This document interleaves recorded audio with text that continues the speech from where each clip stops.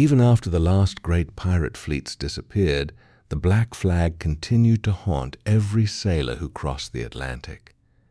Merchant captains remembered that its greatest strength had never been the cloth itself, but the fear it inspired before a single cannon fired. Though the Golden Age of Piracy ended beneath the gallows and the guns of the Royal Navy, the Jolly Roger survived as the ultimate symbol of terror, forever reminding the world that reputation could be deadlier than any broadside. Enjoy the video and don't forget to subscribe. Trace your finger along the map from Nassau toward the Windward Passage and picture the year 1718 as the smell of rotting oak, boiling pine tar, damp hemp rigging, stale bilge water, sulfur, and wet salt drifted beneath low storm clouds while snapping canvas echoed through every shroud and stay. Few organizations during the Golden Age of Piracy inspired greater terror than the loose pirate brotherhood that transformed scattered criminals into a maritime force capable of intimidating empires. Although no single king ruled them, experienced captains forged alliances through necessity, profit, and carefully negotiated articles of agreement that distributed plunder according to rank, skill, and wounds suffered in battle. Their preferred vessels included swift sloops displacing between 90 and 120 tons, usually measuring 75 to 85 feet along the keel, with pronounced tumble-home supported by massive white oak futtocks fastened using hand-forged iron spikes nearly 11 inches long. Every seam required twisted oakum driven deep by caulking irons before repeated careening coated the hull beneath boiling pine tar that hardened into a resilient waterproof shell against relentless seawater. Standing rigging of tightly laid hemp nearly 1 inch thick supported lower masts, while deadies, chain plates, and futtock shrouds transferred enormous strain into the hull whenever Atlantic squalls filled heavy canvas.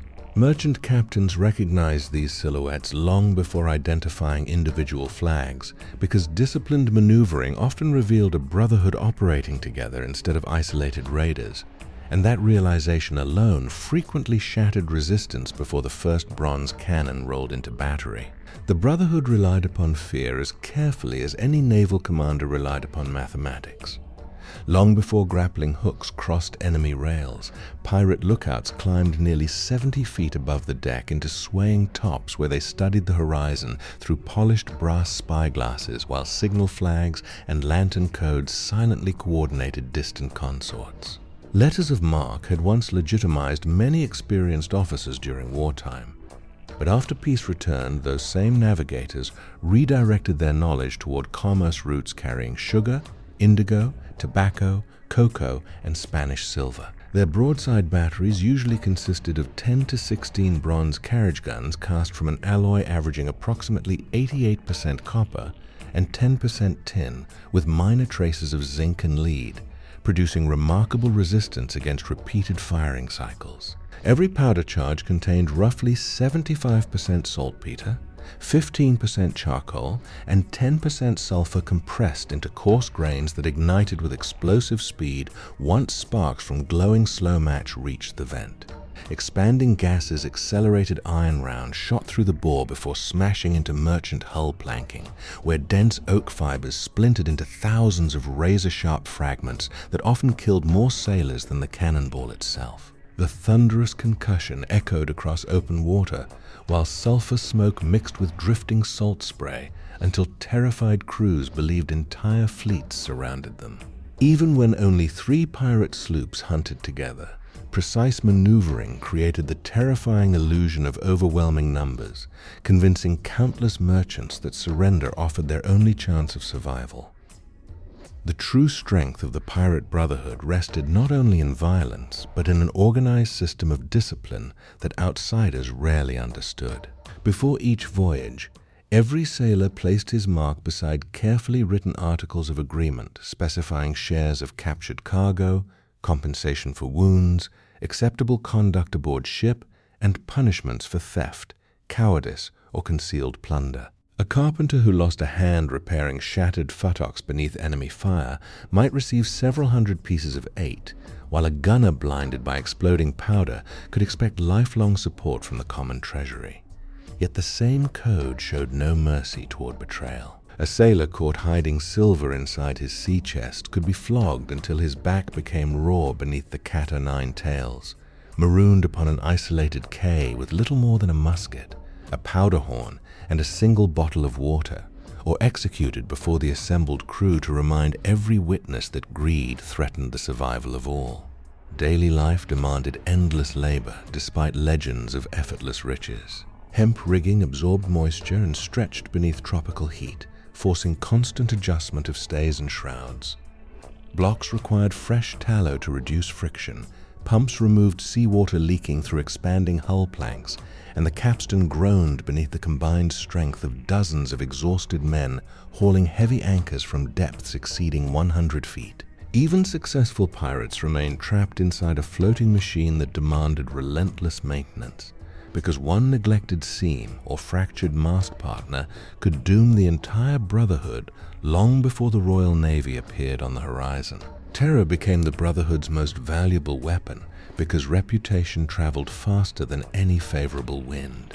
Survivors carried stories from Jamaica to Barbados, from Charleston to Havana, describing black flags rising through morning fog moments before disciplined boarding parties crossed the narrowing gap between hulls. Pirates sharpened boarding axes until their edges could split seasoned oak, inspected flintlock pistols weighing nearly 3 pounds, and carried curved cutlasses forged from high-carbon steel capable of surviving repeated blows against iron guards without shattering.